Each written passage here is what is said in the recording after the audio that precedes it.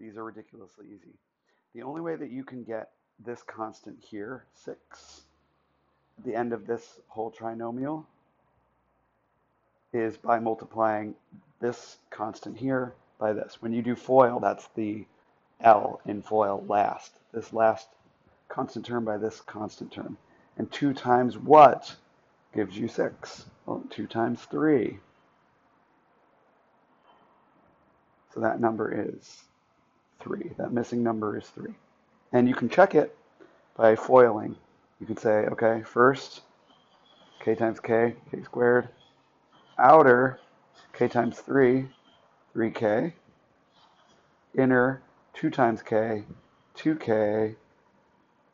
And then last, 2 times 3, 6. And when you combine the terms,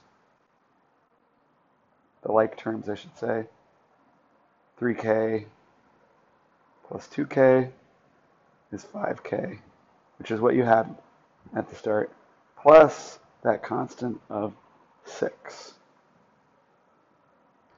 Okay, that was what you originally started with here, and when it got factored, you can see that it was that 3 that needed to be there, and that you don't even need to check the whole thing. You can just say, okay, well, there's a 2 here. It needs to multiply with what number to get the 6 here.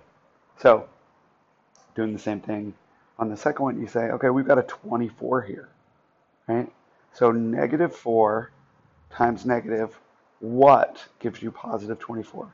Negative 4 times negative 6. That's what the answer is. And again, if you put it all together, you can see that the t times the t, that will give you the t squared. Negative 4 times negative 6 will give you your positive 24, which you're looking for.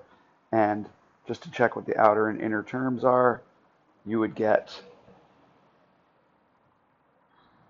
negative 4t and negative 6t for a total of negative 10t.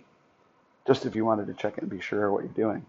But essentially, the only way that you're going to get that constant term in the trinomial that you're starting with is by multiplying the constant term in the one binomial times the constant term in the other. So whatever the missing number is, that's what it is.